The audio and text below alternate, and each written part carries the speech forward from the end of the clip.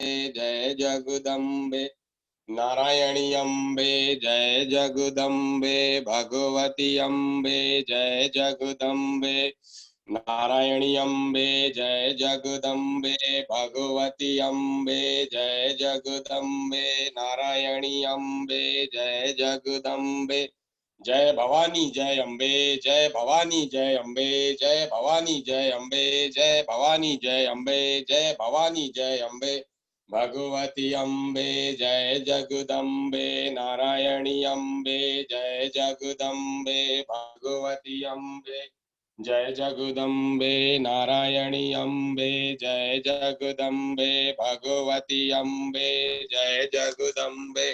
नारायणी अम्बे जय जगदम्बे, भगवती अम्बे जय जगदम्बे। नारायणी अम्बे जय जगदम्बे, भगवती अम्बे जय जगदम्बे। नारायणी अम्बे जय जगदम्बे, भगवती अम्बे जय जगदम्बे। नारायणी अम्बे जय जगदम्बे, भगवती अम्बे जय जगदम्बे। नारायणी अम्बे जय जगदम्बे, भगवती अम्बे जय जगदम्बे। नारायणी अम्बे जय जगदम्बे, भगवती अम्बे जय जगदम्बे। नारायणी अम्बे जय जगदम्बे, भगवती अम्बे जय जगदम्बे। नारायणी अम्बे जय जगदम्बे, भगवती अम्बे जय जगदम्बे। नारायणी अम्बे जय जगदम्बे, भगवती अम्बे जय जगदम्बे। नारायणी अम्बे जय जगदम्बे, भगवती अम्बे जय जगदम्बे।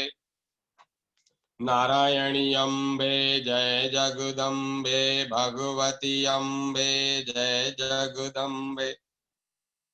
नारायणी अम्बे जय जगदम्बे। जय भवानी जय अम्बे, जय भवानी जय अम्बे, जय भवानी जय अम्बे, जय भवानी जय अम्बे, जय भवानी जय अम्बे।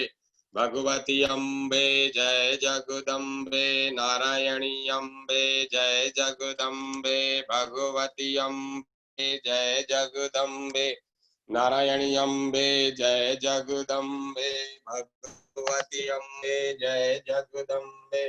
नारायणी अम्बे जय जगदम्बे, भगवती अम्बे जय जगदम्बे। नारायणी अम्बे जय जगदम्बे, भगवती अम्बे जय जगदम्बे। बोलो भगवती अम्बे, बोलो जय जगदम्बे, बोलो भगवती अम्बे, बोलो जय जगदम्बे, बोलो भगवती अम्बे, बोलो जय जगदम्बे, बोलो भगवती अम्बे, बोलो जय जगदम्बे, बोलो भगवती अम्बे, बोलो जय जगदम्बे, बोलो सभी बोलिए। भगवती अम्बे बोलो जय जगदम्बे, बोलो भगवती अम्बे बोलो। वात्सल्य भक्त महाराज दशरथ, जिनके यहाँ भक्ति प्रेम व साक्षात सच्चिदानंद घन प्रभु पुत्र रूप से अवतीर्ण हुए, उन परम भाग्यवान महाराज श्री दशरथ जी की महिमा का वर्णन कौन कर सकता है। महाराज दशरथ जी मनु के अवतार थे, जो भगवान को पुत्र रूप से प्राप्त कर अपरिमित आनंद का अनुभव करने के लिए ही धराधाम में पधारे थे, और जिन्होंने अपने जीवन का परित्याग और मोक्ष तक का संन्यास करके श्री राम प्रेम का आदर्श स्थापित कर दिया। श्री दशरथ जी परम तेजस्वी मनु महाराज की भांति ही प्रजा की रक्षा करने वाले थे। वे वेद के ज्ञाता, विशाल सेना के स्वामी, दूरदर्शी, अत्यंत प्रतापी, नगर और देशवासियों के लिए नगर और देशवासियों के प्रिय, महान यज्ञ करने वाले, धर्म प्रेमी, स्वाधीन, महर्षियों के सदृश सद्गुणों वाले राज ऋषि, त्रिलोक्य प्रसिद्ध पराक्रमी, शत्रुनाशन, उत्तम मित्रों वाले, जितेंद्रिय अतिरथी, जो 10,000 धनुर्धरियों के साथ अकेला लड़ सकता है, उसे महारथी कहते हैं, और जो ऐसे 10,000 महारथियों के साथ अकेला लोहा लेता है वह अतिरथी कहलाता है। धन धान्य के संचय में कुबेर और इंद्र के समान सत्य प्रतिज्ञ एवं धर्म, अर्थ तथा काम का शास्त्रानुसार पालन करने वाले थे। उनके मंत्रिमंडल में महामुनि वशिष्ठ, वामदेव, सुयज्ञ, जाबाली, कश्यप, गौतम, मार्कंडे, कात्यायन, घृष्टि, जयंत, विजय, सौराष्ट्र, राजवर्धन, अकोप और धर्मपाल आदि विद्या विनय संपन्न, अनीति में लजाने वाले, कार्य कुशल, जितेंद्रिय, श्री संपन्न, पवित्र हृदय, शास्त्रज्ञ, शस्त्रज्ञ, प्रतापी, पराक्रमी, राजनीति विशारद, सावधान, राजा आज्ञा का अनुसरण करने वाले, तेजस्वी, क्षमावान, कीर्तिमान, हंसमुख, काम क्रोध और लोभ से बचे हुए एवं सत्यवादी पुरुष प्रवर विद्वान थे। आदर्श राजा और मंत्रिमंडल के प्रभाव से प्रजा सब प्रकार से धनव्रत, सुखी और संपन्न थी। महाराज दशरथ की सहायता देवता लोग भी चाहते थे। महाराज दशरथ ने अनेक यज्ञ किए थे। अंत में पितृ मातृ भक्त श्रवण कुमार के वध का प्रायश्चित करने के लिए अश्वमेघ, तदंतर ज्योतिषोम, आयुष्टोम, अतिरात्र, अभिजीत, विश्वजीत और आत्रोयाम आदि यज्ञ किए। इन यज्ञों में दशरथ ने अन्यान्य वस्तुओं के अतिरिक्त 10,000 दुग्धवती गायें, 10 करोड़ सेना की मोहरें, सोने की मोहरें और 40 करोड़ चांदी के रुपए दान दिए थे। इसके बाद पुत्र प्राप्ति के लिए ऋषिशृंग को ऋत्विक बनाकर राजा ने पुत्रोष्टि यज्ञ किया, जिसमें समस्त देवतागण अपना अपना भाग लेने के लिए स्वयं पधारे थे। देवता और मुनि ऋषियों की प्रार्थना पर साक्षात भगवान ने दशरथ के यहाँ पुत्र रूप से अवतार लेना स्वीकार किया, और यज्ञ पुरुष ने स्वयं प्रकट होकर प्राय सन से भरा स्वर्ण पात्र देते हुए दशरथ से कहा, राजन, यह खीर अत्यंत श्रेष्ठ, आरोग्यवर्धक और प्रजा की उत्पत्ति करने वाली है। इसको अपनी कौशल्या आदि तीनों रानियों को खिला दो। राजा ने प्रसन्न होकर मर्यादा के अनुसार कौशल्या को बड़ी समझकर उसे खीर का आधा भाग, मंजली सुमित्रा को चौथाई भाग और कैकेयी को 8वां भाग दिया।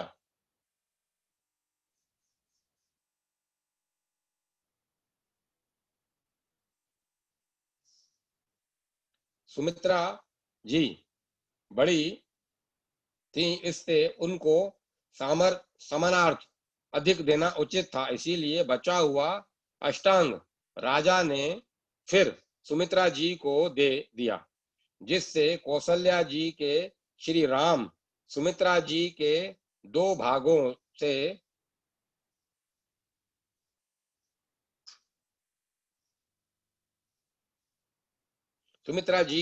भागों से लक्ष्मण और शत्रुघ्न एवं कैकेयी जी के भरत हुए।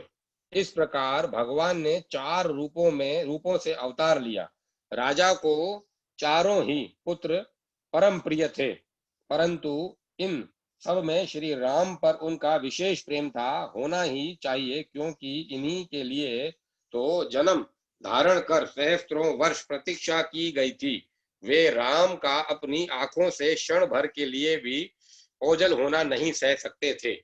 जब विश्वामित्र जी यज्ञ रक्षार्थ श्री राम लक्ष्मण को मांगने आए, उस समय श्री राम का वह 15 वर्ष से अधिक था, परंतु दशरथ ने उनको अपने पास से हटाकर विश्वामित्र के साथ भेजने में बड़ी आनाकानी की। आखिर वशिष्ठ जी के बहुत समझाने पर वे तैयार हुए। श्री राम पर अत्यंत प्रेम होने का परिचय तो इसी से मिलता है कि जब तक श्री राम सामने आए तब तक प्राणों को रखा, और अपने वचन सत्य करने के लिए राम के बिछड़ते ही राम प्रेमानल ने अपने प्राणों की आहुति दे डाली। श्री राम के प्रेम के कारण ही दशरथ महाराज ने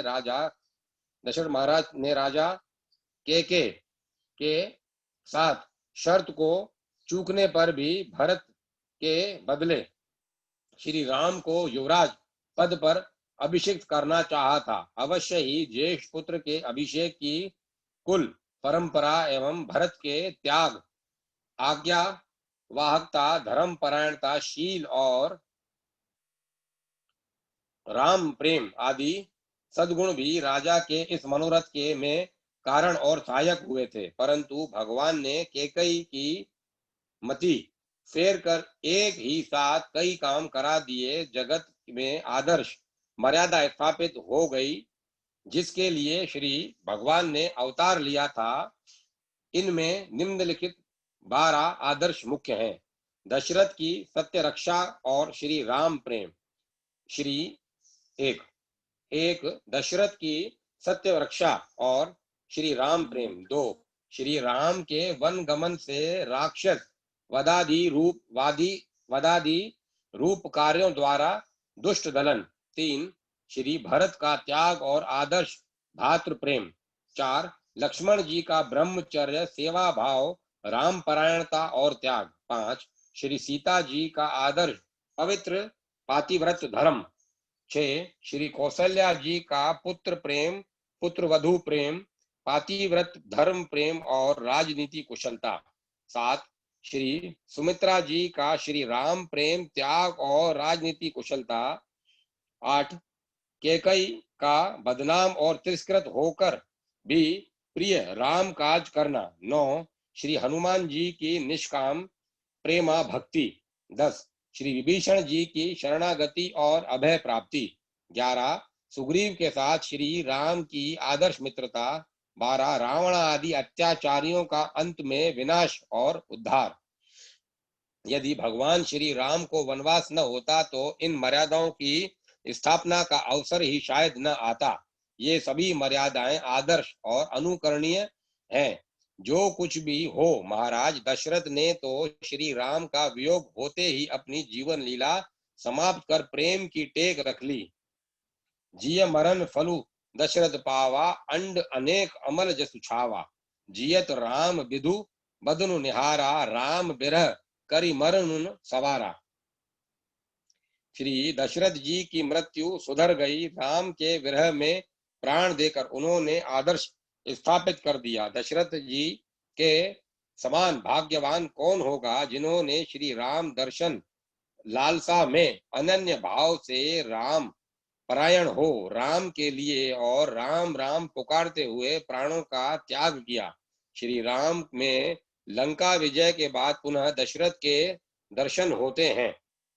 श्री महादेव जी भगवान श्री राम को विमान पर बैठे हुए दशरथ जी के दर्शन कराते हैं। फिर तो दशरथ जी सामने आकर श्री राम को गोद में बिठा लेते हैं और आलिंगन करते हुए उनसे प्रेमालाप करते हैं। यहाँ लक्ष्मण को उपदेश करते हुए महाराज दशरथ स्पष्ट कहते हैं कि हे सुमित्रा, सुखवर्धन लक्ष्मण, श्री राम की सेवा में लगे रहना, तेरा इससे बड़ा कल्याण होगा। इंद्र सहित तीनों लोक सिद्ध पुरुष और सभी महान ऋषि मुनि पुरुषोत्तम श्री राम का अभिवंदन करके उनकी पूजा करते हैं। वेदों में जिस अव्यक्त अक्षर ब्रह्म को देवताओं का हृदय और गुप्त तत्व कहा है, ये परम तपस्वी राम वही हैं। श्री भरत जी।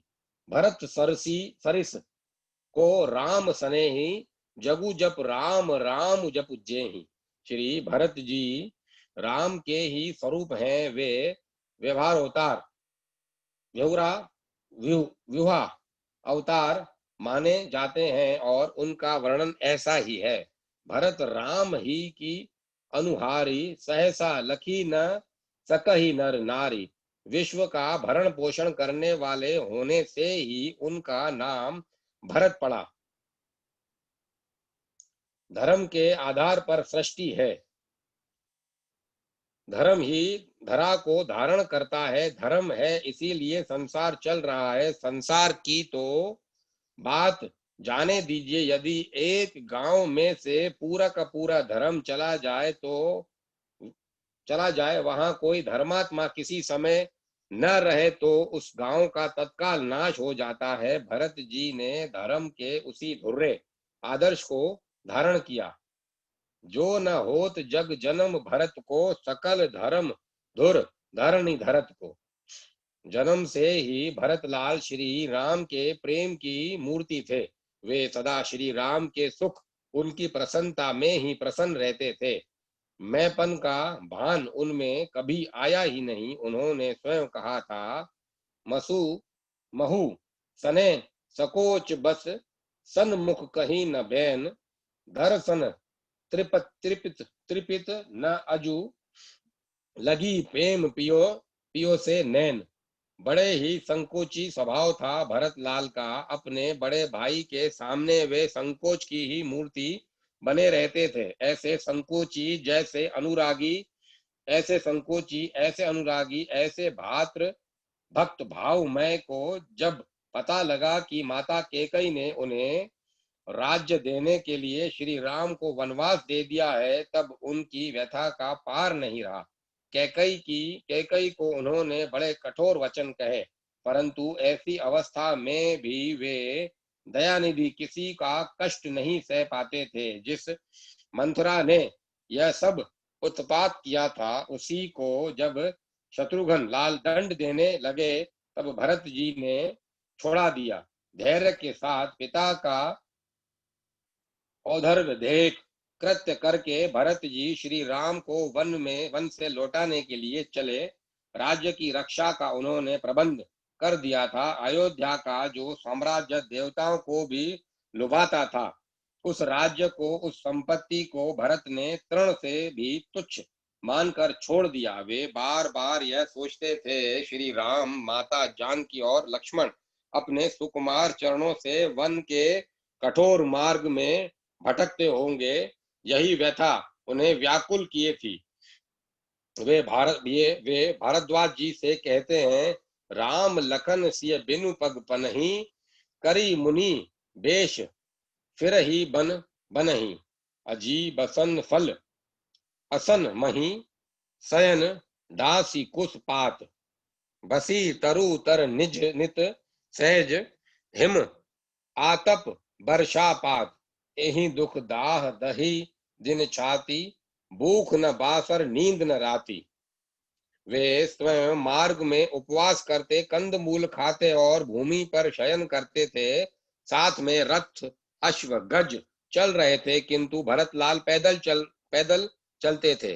उनके लाल लाल कोमल चरणों में फफोले पड़ गए थे, किंतु उन्होंने सवारी अस्वीकार कर दी। सेवकों से उन्होंने कह दिया, राम उपया देहि पाए सिधाए, हम कह रथ गज बाजी बनाए, सिर भर जाऊं उचित असमोरा, सब ते सेवक धर्म कठोरा। भरत का प्रेम, भरत का भाव, भरत की विहलता का वर्णन तो श्री रामचरितमानस में अयोध्या कांड में ही देखने योग्य है। ऐसा अलौकिक अनुराग की जिसे देखकर पत्थर तक पिघलने लगे। कोई श्री राम कह दे, कहीं श्री राम के स्मृति चिन्ह मिले, किसी से सुन पड़े श्री राम का समाचार, वहीं उसी से भरत विहल होकर लिपट पड़ते हैं। सबसे उन्हें अविचल राम चरणानुराग ही मांगना है। चित्रकूट पहुंचकर वे अपने प्रभु के जब चरण चिन्ह देखते हैं तो हर्ष ही निरखी राम पद अंका, मानहु पारसु पाए रंका, रज सिर धरी हिय नय निहनी, लावाही रघुभर मिलन सरिस सुख पावही। महर्षि भरद्वाज जी ने ठीक ही कहा था, तुम्हें तो भरत मोर मत एहु, धरे देहु जनु राम सनेहु। चित्रकूट में श्री राम जी के मिलते ही अयोध्या के समाज के पीछे ही महाराज जनक भी वहां पहुंच जाते हैं। महर्षि वशिष्ठ तथा विश्वामित्र जी और महाराज जनक तक कुछ कह नहीं कुछ कह नहीं पाते।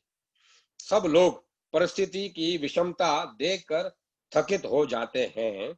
सारी मंत्रणाएं होती हैं और अनिर्णित अनिर्णित रह जाती हैं। केवल जनक जी ठीक स्थिति जानते हैं। वे भरत को पहचानते हैं। एकांत में रानी सुनैना से उन्होंने कहा, परमार्थ स्वार्थ सुख सारे, भरत न सपे हूँ मन हूँ निहारे।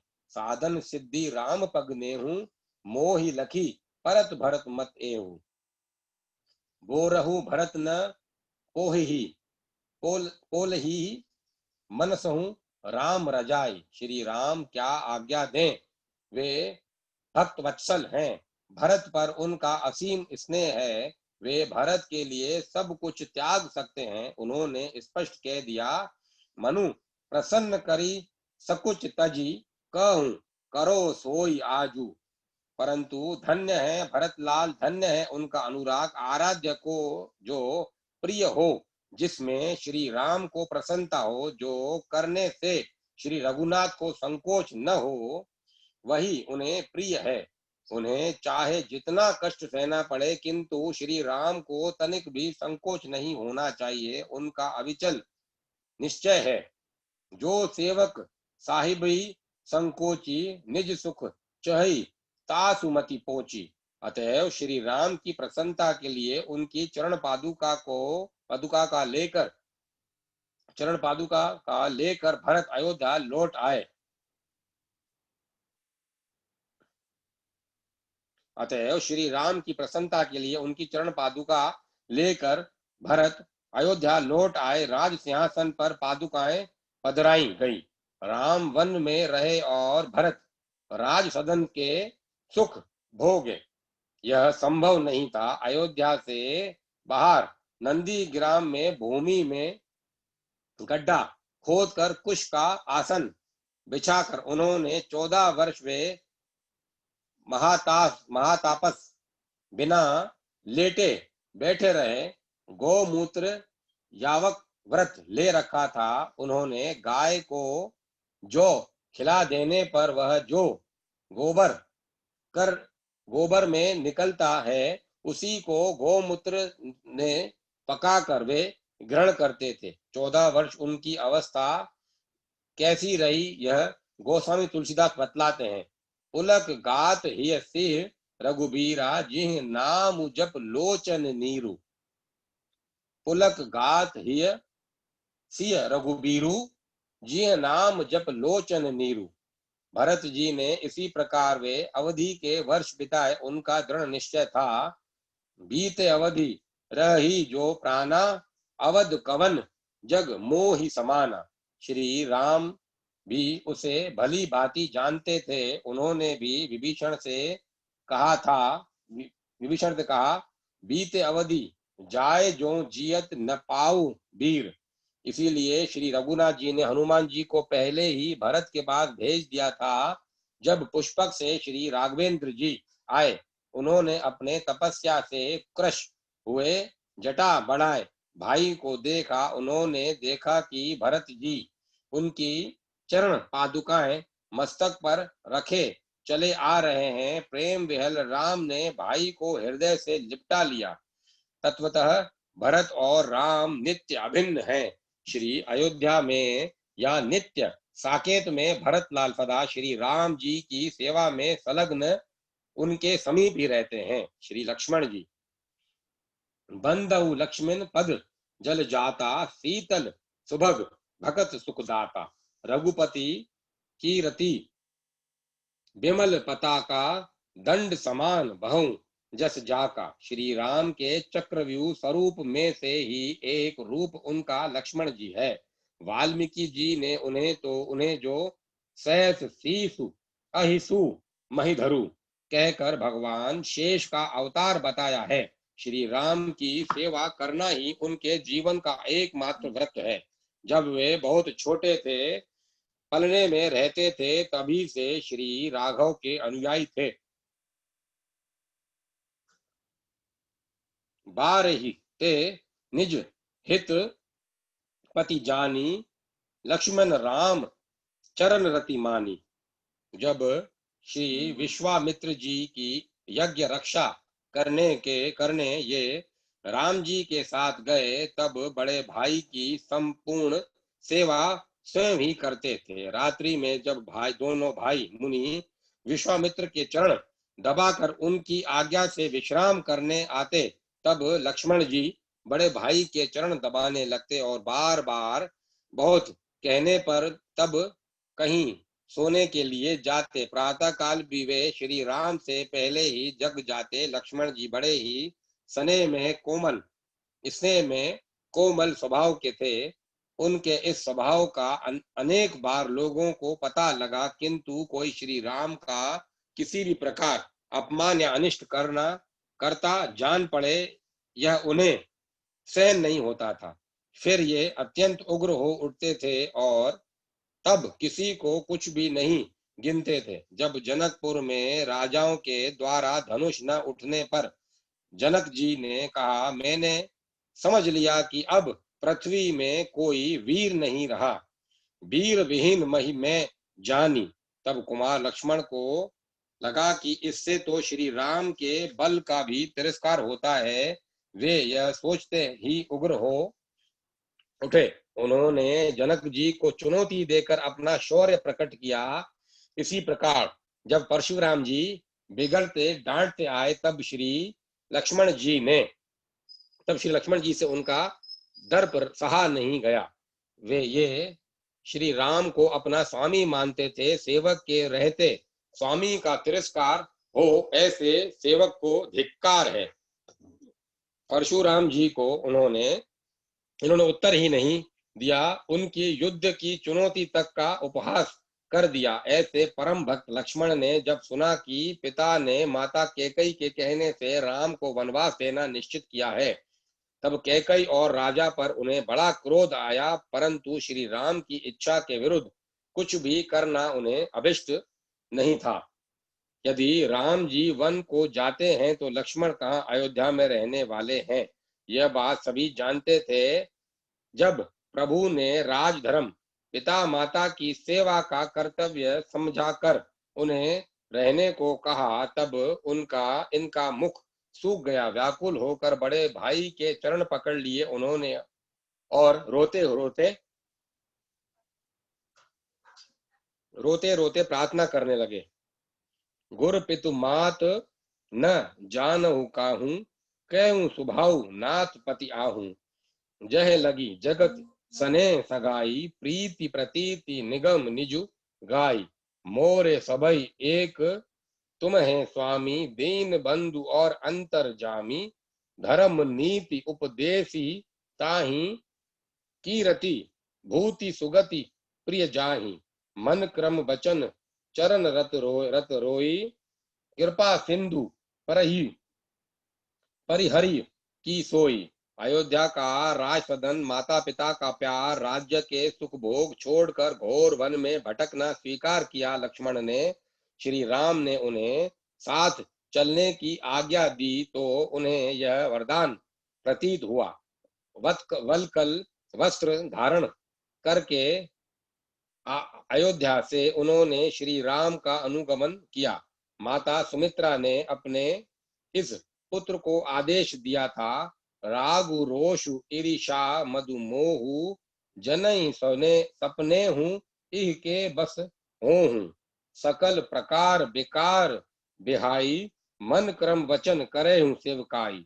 जिसने अपना चित्त श्री राम के चरणों में लगा दिया है, उसमें राग द्वेष ईर्षा द्वेष राग रोष ईर्षा द्वेष मद मोह आदि विकार आ ही कैसे सकते हैं। लक्ष्मण जी ने तो वन में सेवा व्रत लेकर भूख प्यास निंद्रा थकावट आदि सब पर विजय प्राप्त कर ली। वे सदा सावधान रहते थे। मार्ग में चलते समय भी सिय राम पद अंक बराए, लखन चलहि मग दाहिने लाए। कहीं प्रभु के चरण चिन्हों को पर अपने पैर न पड़ जाएं, इसीलिए वे सतत सावधान रहते थे। जल फल कंद पुष्प समिधा आदि लाना, अनुकूल स्थान पर कुटिया बनाना, रात्रि में जागते हुए पहरा देना प्रभृति सब छोटी बड़ी सेवाएं लक्ष्मण जी बड़े उत्साह से वन में करते रहे। जैसे अज्ञानी पुरुष बड़े यत्न से अपने शरीर की सेवा में लगा रहता है, वैसे ही लक्ष्मण जी यत्न पूर्वक श्री राम की सेवा में लगे रहते थे। श्रृंगवेरपुर में जब श्री राम को पृथ्वी पर सोते देख निषाद राज दुखी हो गए, तब लक्ष्मण जी ने उन्हें तत्व ज्ञान और राम जी के स्वरूप का उपदेश किया। वनवास के समय भगवान स्वयं लक्ष्मण जी को अनेक बार ज्ञान, वैराग्य, भक्ति आदि के उपदेश करते थे। श्री लक्ष्मण जी का संयम, ब्रह्मचर्य व्रत आश्चर्यजनक है। अपने 14 वर्ष के अखंड ब्रह्मचर्य के बल पर ही ये मेघनाथ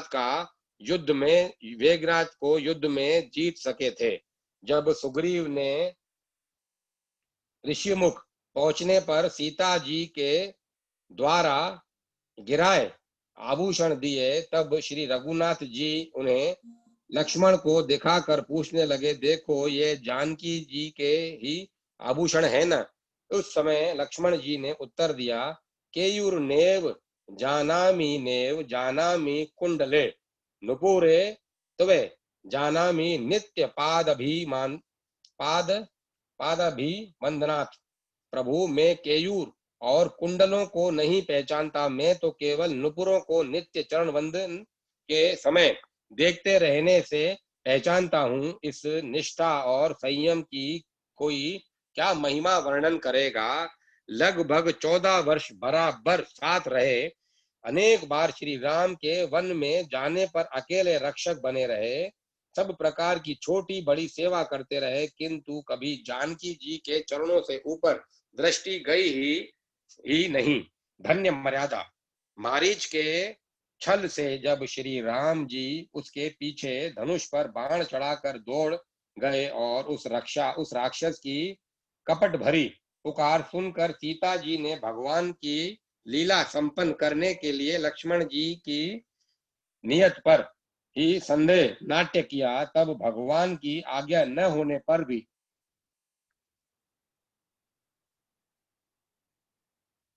वे एकाकिनी श्री जानकी जी को छोड़कर श्री राम के पास चले गए। जहां किसी प्रकार की आशंका हो, वहां किसी भी सत्पुरुष को रहना नहीं चाहिए। जब श्री राम समुद्र के पास मार्ग की प्रार्थना करने के विचार से कुश बिछाकर बैठे, तब यह बात लक्ष्मण जी को नहीं रुचि। वे पुरुषार्थ प्रिय हैं। उन्होंने कहा, देव के भरोसे तो कादर लोग बैठे रहते हैं, असल में तो उन्हें यह सह नहीं था कि उनके सर्व समर्थ स्वामी समुद्र से प्रार्थना करें। श्री राम की आज्ञा से लक्ष्मण कठोर से कठोर कार्य भी करने को उद्यत रहते थे। सीता जी को वन में छोड़ आने का काम भरत और शत्रुघ्न जी ने स्पष्ट अस्वीकार कर दिया। लक्ष्मण जी के लिए वह हृदय पर पत्थर रखकर करने का काम था, किंतु श्री राम की आज्ञा वे किसी प्रकार टाल नहीं सकते थे। यह कार्य उन्होंने स्वीकार किया। यह कार्य भी उन्होंने स्वीकार किया। उनका आत्मत्याग महान है। श्री राम एकांत में काल के साथ बात कर रहे थे। उन्होंने यह निश्चय किया था कि इस समय यदि कोई यहाँ आ जाएगा तो उसे प्राण दंड दिया जाएगा। लक्ष्मण जी को द्वार पर नियुक्त किया गया था। उसी समय वहां दुर्वासा जी आए और तुरंत श्री राम से मिलने का आग्रह करने लगे। विलंब होने पर शाप देकर पूरे राजकुल को नष्ट कर देने की धमकी दी। उन्होंने लक्ष्मण जी ने भगवान को जाकर संवाद दिया। श्री राम ने दुर्वासा जी का सत्कार किया। ऋषि के चले जाने पर श्री रघुनाथ जी बहुत दुखी हुए।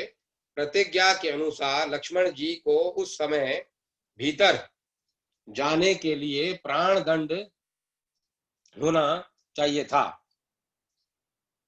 स्वामी को दुख न हो, उनकी प्रतिज्ञा रक्षित रहे, इसीलिए उन्होंने स्वयं मांग कर निर्वासन स्वीकार कर लिया, क्योंकि प्रियजन का निर्वासन प्राण दंड के ही समान है। इस प्रकार आजन्म श्री राम की सेवा करने करके श्री राम के लिए ही उनका वियोग श्री लक्ष्मण जी ने स्वीकार किया। श्री शत्रुघ्न कुमार जी। रिपुसुदन पद कमल नमामि, सुर सुशील भरत अनुगामी। संसार में भगवान के कई प्रकार के भक्त होते हैं, सबके आचार और सबके व्यवहार भिन्न भिन्न प्रकार के होते हैं।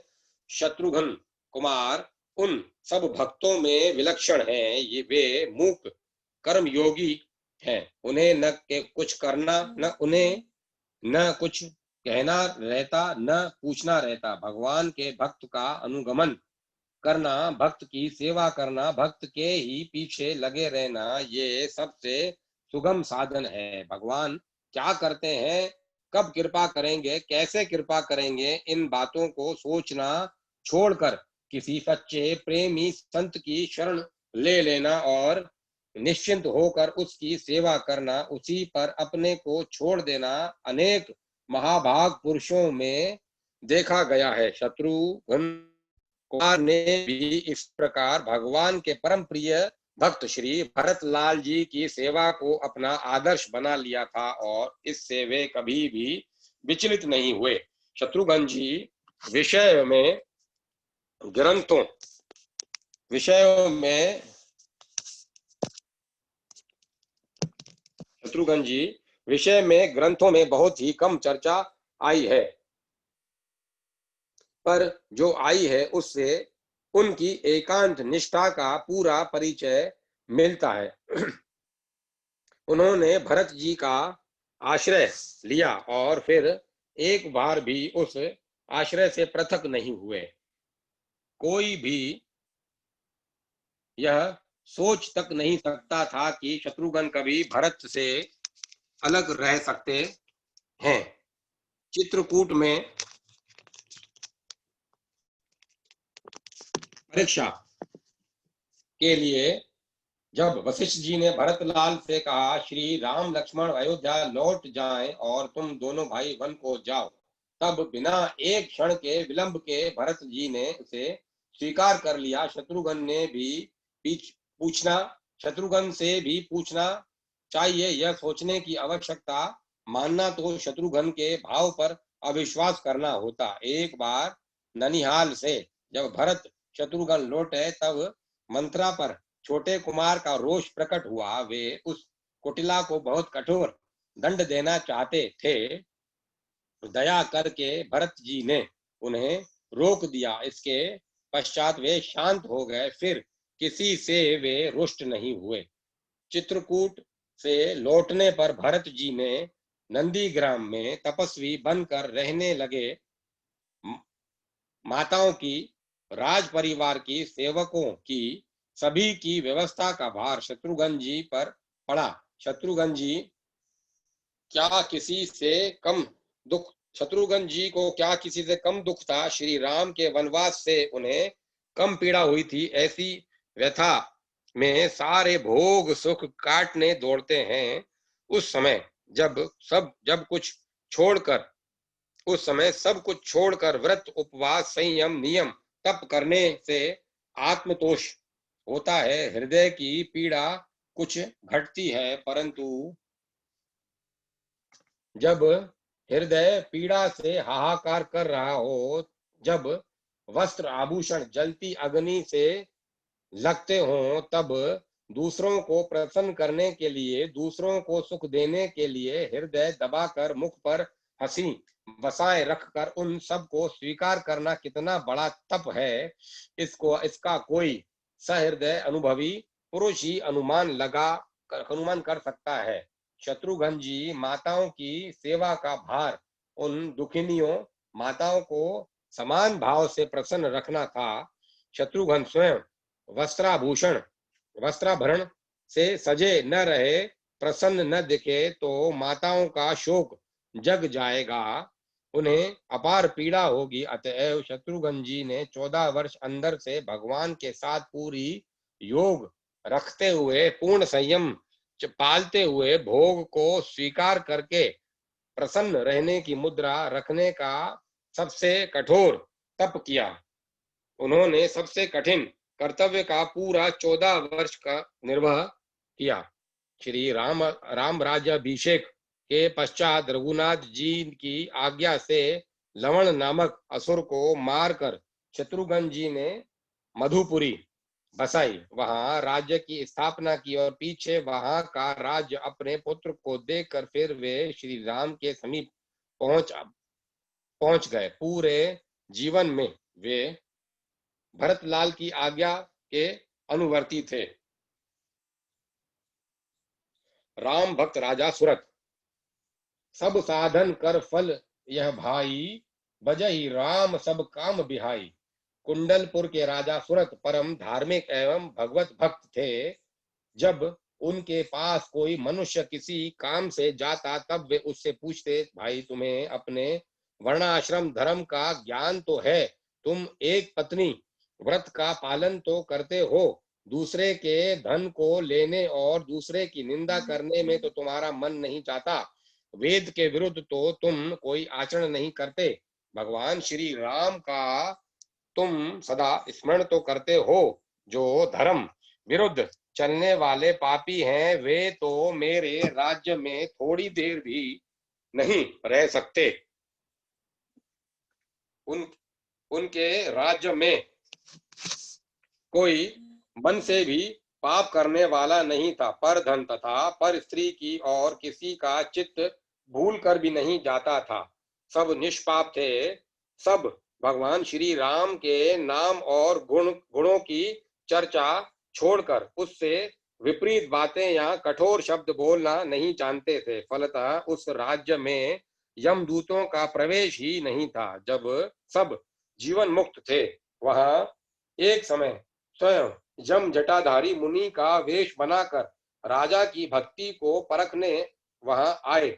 उन्होंने देखा कि वहां की राज्य सभा साक्षात सत्संग मंदिर है। सबके मस्तकों पर तुलसी दल रखा है। बात बात में सब भगवान का नाम लेते हैं। भगवान की चर्चा छोड़कर दूसरी बात ही वहां नहीं उठती। राजा ने तपस्वी को देखा तो आदर पूर्वक उठ खड़े हुए।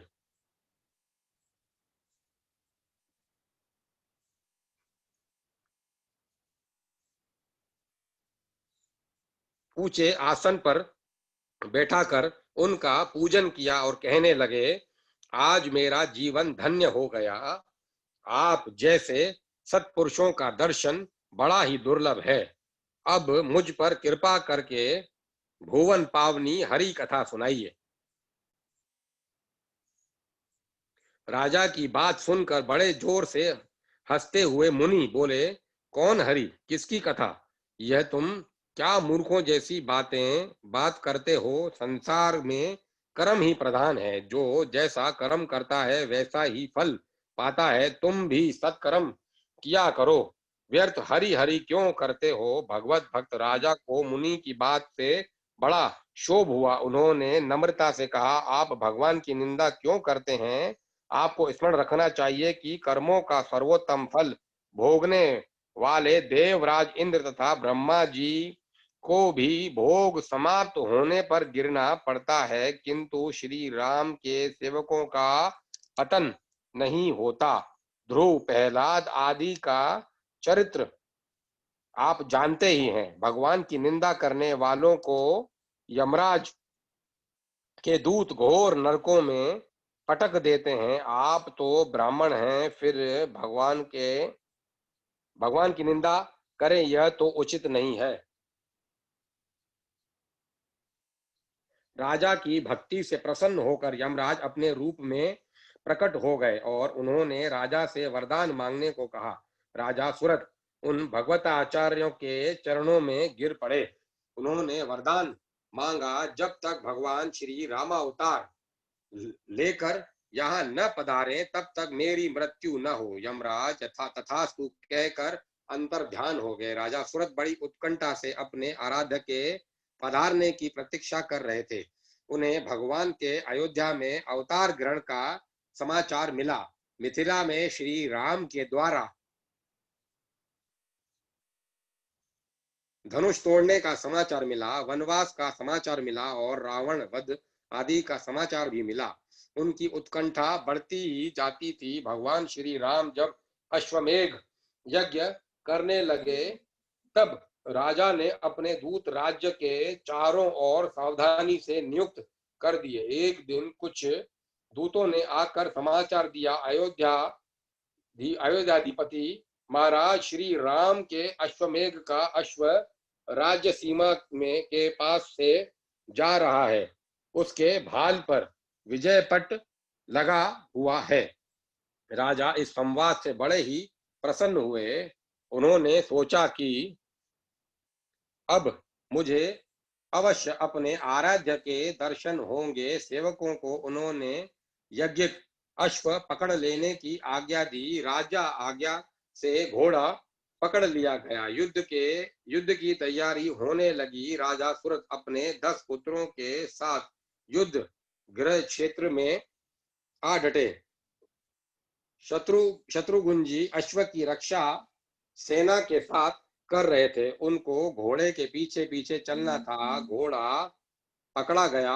यह समाचार पाकर उन्होंने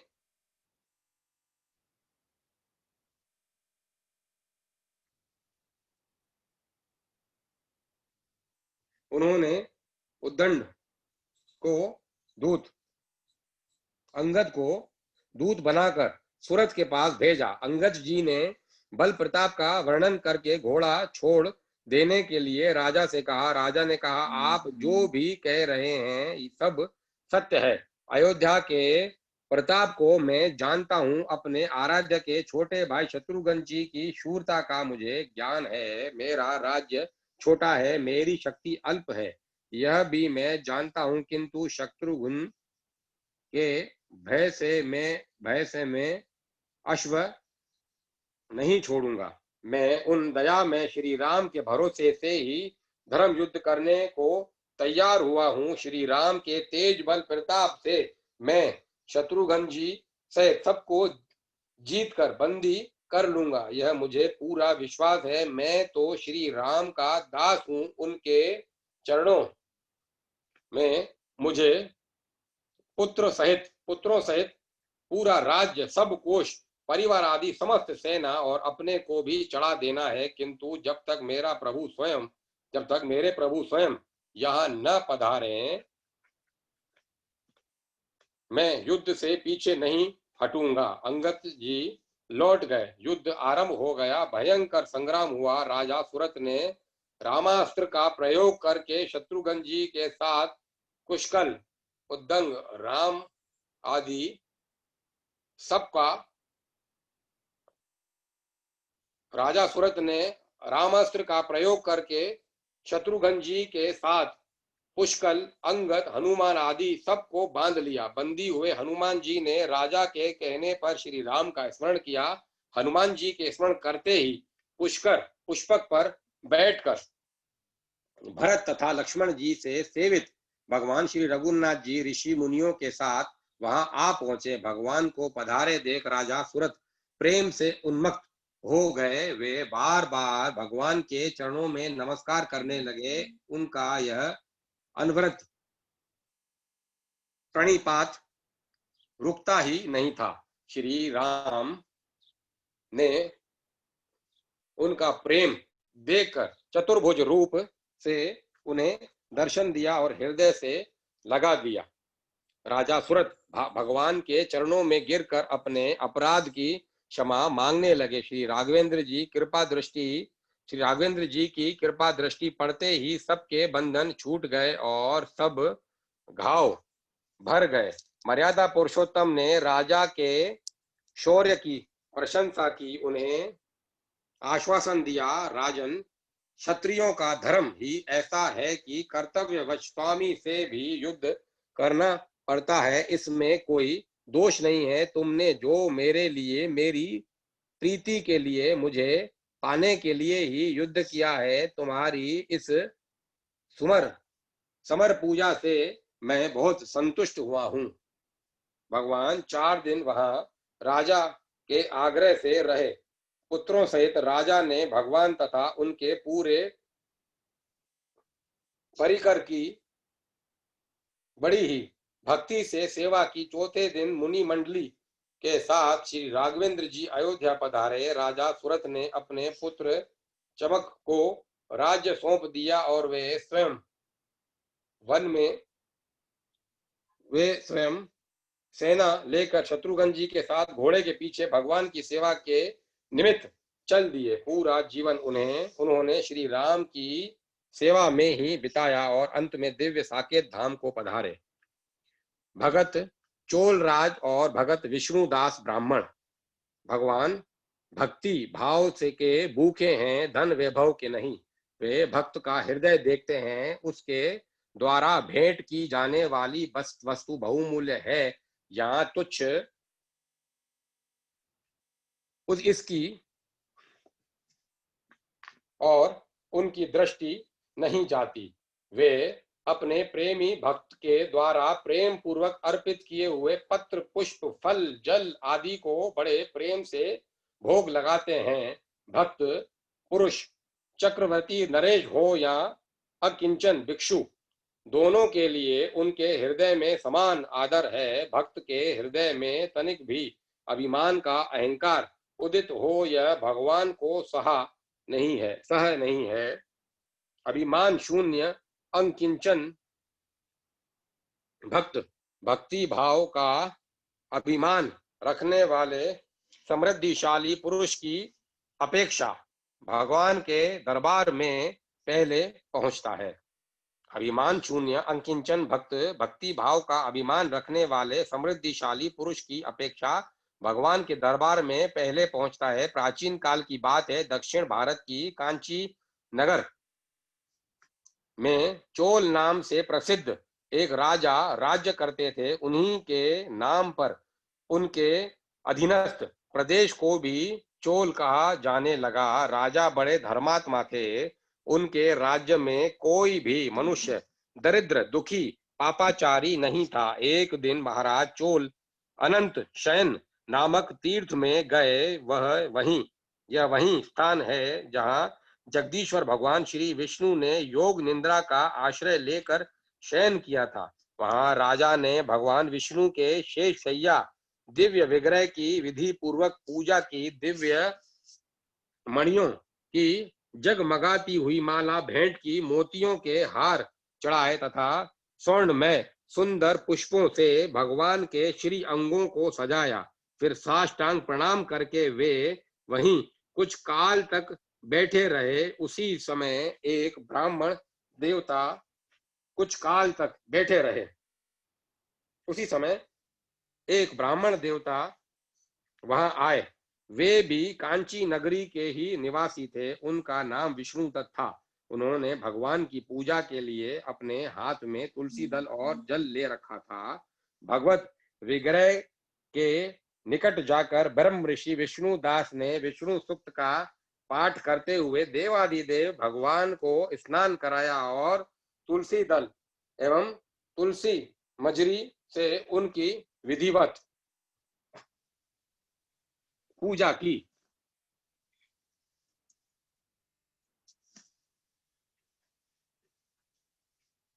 राजा चोल ने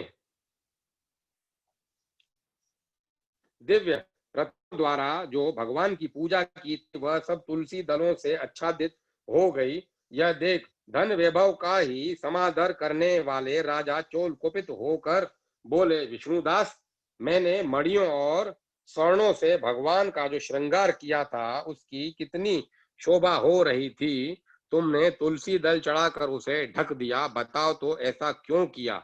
मैं समझता हूं तुम दरिद्र और गंवार हो, इसीलिए तुम्हारे द्वारा ऐसी भूल हुई है।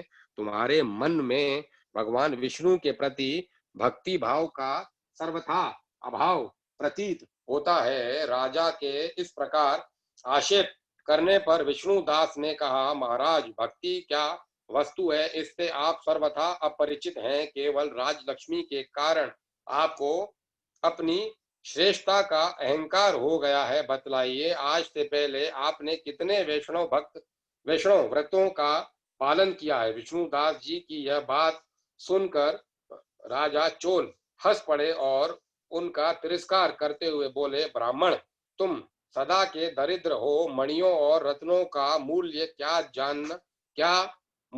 जानो?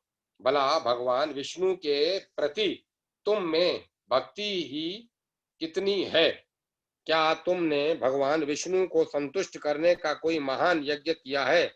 कभी बहुमूल्य वस्तुएं दान में दी हैं? आज तक एक भी भगवान का मंदिर बनाया है? इतने पर भी तुम्हें यह गर्व है कि तुम भगवान का बड़ा भारी तुम बड़े तुम्हें यह गर्व है कि मैं भगवान का बड़ा भारी भक्त हूँ। अच्छा, मैं देखता हूँ तुम में कितनी भक्ति है। आज यहाँ कितने ब्राह्मण उपस्थित हैं, वे सब मेरी बात सुन लें। आप लोग देखें, भगवान विष्णु का दर्शन पहले मुझे होता है या इस विष्णु दास को? इसी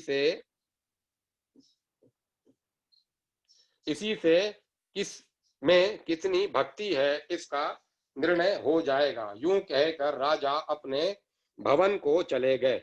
वहां उन्होंने महर्षि मुद्गल को आचार्य बनाकर महान वैष्णव यज्ञ प्रारंभ किया। उधर विष्णुदास भगवान विष्णु को संतुष्ट करने वाले व्रत एवं नियम का पालन करते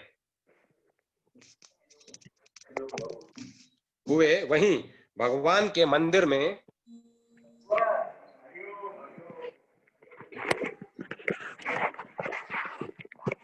भगवान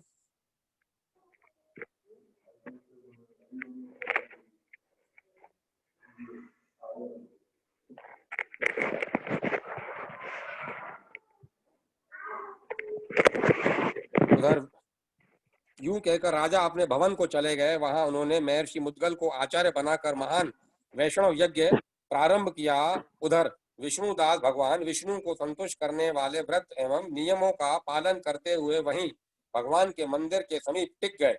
वे माघ एवं कार्तिक के व्रतों का पालन करते, तुलसी के बगीचे लगाते, सींचते और उनकी रक्षा करते थे। एकादशी को द्वादशा द्वादशाचर द्वादश अक्षर मंत्र का जप तथा नित्य नृत्य गीत आदि मंगलमय आयोजनों के साथ षोडशोपचार से भगवान की पूजा करते, चलते फिरते सोते भगवान का ही चिंतन करते। उनकी दृष्टि सर्वत्र सम हो गई थी। वे सब प्राणियों के भीतर एकमात्र भगवान विष्णु को ही स्थित देखते थे। इस प्रकार राजा चोल और विष्णुदास दोनों भगवान की आराधना में संलग्न थे। एक दिन विष्णुदास ने नित्य कर्म करने के पश्चात भोजन तैयार किया, किंतु जब वे भगवान को भोग अर्पण करने के लिए गए, उस समय किसी अलक्षित व्यक्ति ने आकर उसको चुरा लिया।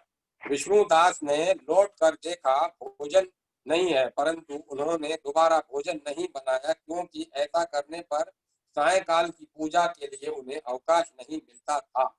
उन्होंने जो नियम ले रखा था उसमें किसी भी कारण से किंचन भी त्रुटि हो, यह उन्हें स्वीकार नहीं था। दूसरे दिन पुनः उसी समय पर वे भोजन बनाकर ज्यों ही भगवान को अर्पण करने लगे, त्यों ही किसी अदृश्य व्यक्ति ने पुनः सारा भोजन हड़प लिया।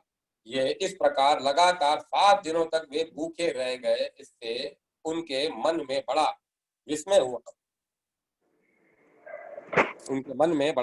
हुआ वे सोचने लगे, कौन प्रतिदिन आकर मेरी रसोई उठा ले जाता है? यदि दोबारा रसोई बनाकर भोजन करता हूँ तो सायंकाल की उपासना में त्रुटि आती है। यदि रसोई बनाकर तुरंत ही भोजन कर लेने की बात सोचूं तो यह भी मुझसे न होगा, क्योंकि भगवान विष्णु को सब कुछ अर्पण किए बिना कोई भी वैष्णव भोजन नहीं करता। आज 7 दिन हो गए हैं, मुझे अन्न नहीं मिला। इस प्रकार मैं व्रत पालन में तब तक स्थिर रह सकता हूँ इस प्रकार मैं व्रत पालन में कब तक स्थिर रह सकता हूँ? अच्छा, आज रसोई की रक्षा का भली भांति दृष्टि रखूंगा। ऐसा निश्चय करके वे भोजन बनाने के पश्चात एकांत स्थान में छिपकर खड़े हो गए। इतने में ही उन्हें एक चंडाल दिखाई दिया जो रसोई का अन्न उठा ले जाने के लिए तैयार खड़ा था। उसका शरीर अत्यंत दुर्बल था, मुख पर दीनता छा रही थी, देह में हाड़ और चाम के सिवा और कुछ नहीं था। उसकी दयनीय दशा देख सब में भगवान का दर्शन करने वाले विष्णु दास का हृदय दया से भर आया। उन्होंने चंडाल की ओर देखकर कहा, भैया जरा ठहरो तो, क्यों रूखा सूखा खाते हो? यह घी तो ले लो। विष्णुदास की आवाज सुनते ही चंडाल भयभीत होकर बड़े वेग से भागा और थोड़ी ही दूर जाते जाते मूर्छित होकर गिर पड़ा। विष्णुदास हाथ में घी की कटोरी लिए दौड़ते हुए उसके पास गए और उसे मूर्छित देख करुणावश अपने वस्त्र के छोर से हवा करने लगे। इतने में वह उठकर खड़ा हो गया। विष्णुदास ने देखा वह चंडाल नहीं, साक्षात भगवान नारायण सामने खड़े हैं। सब और दिव्य प्रकाश छा रहा है। चार हाथों में शंख चक्र गदा और पद्म शोभा पा रहे हैं।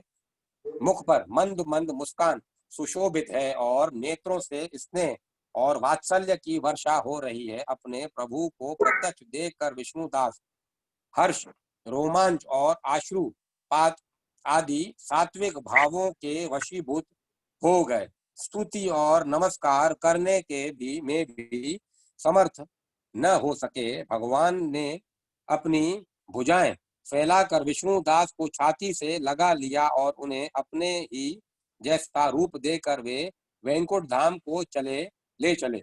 उस समय यज्ञ में दीक्षित हुए राजा चोल ने देखा आकाश में एक दिव्य विमान जा रहा है। उस पर विष्णुदास भगवान के साथ बैठकर विष्णु धाम में जा रहे हैं। यह देखकर राजा ने महर्षि मुद्गल को बुलाया और इस प्रकार कहा, जिसके साथ होड़ करके मैंने यह महायज्ञ प्रारंभ किया था, वह ब्राह्मण मुझसे पहले ही वैकुंठ धाम को जा रहा है। मैंने होम यज्ञ दान आदि के द्वारा महान धर्म का अनुष्ठान किया, यद्यपि अभी तक भगवान मुझ पर प्रसन्न नहीं हुए।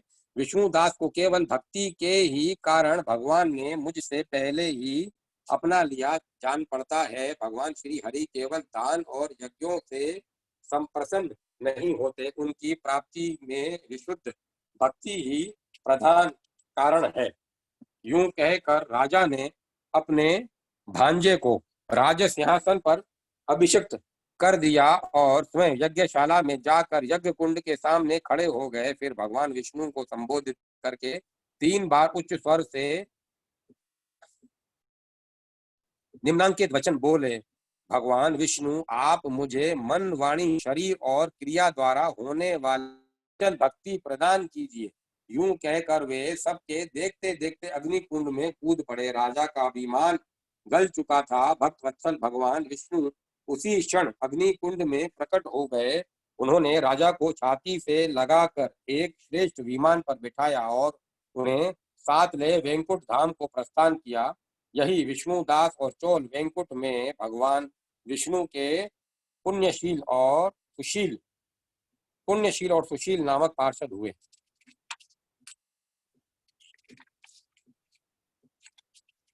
कथा को विराम देता हूँ। कल राजा रत्नगिरी से आरंभ करेंगे।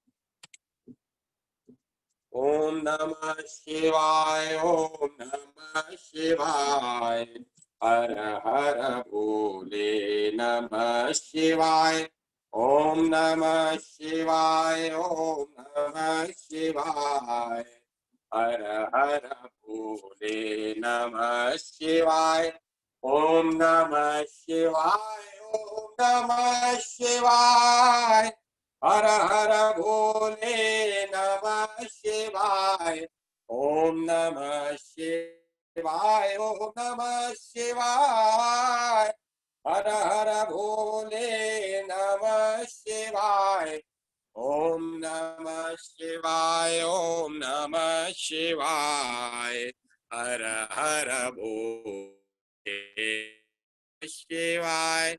ओम नमः शिवाय, ओम नमः शिवाय।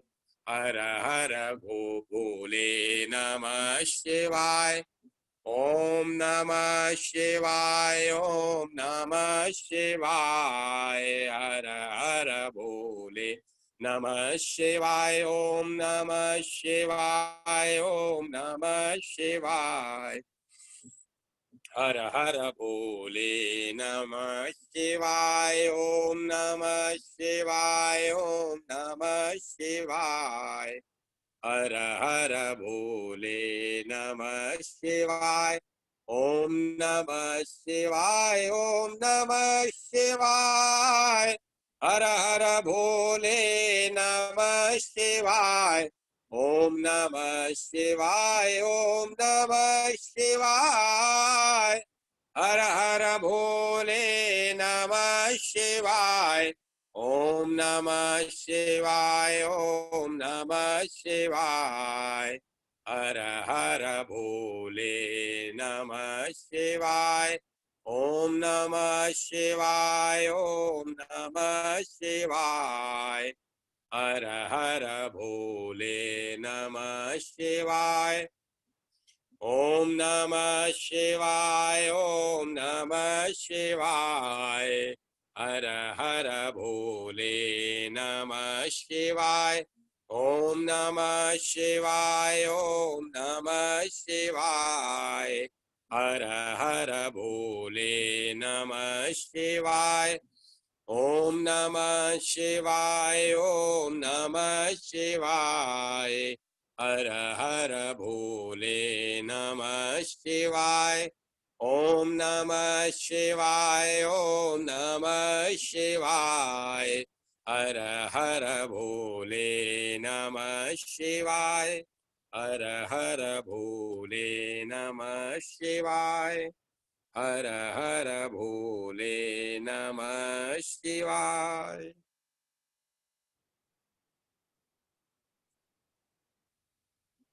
हितेश बाबू, खत्म हो गई कथा।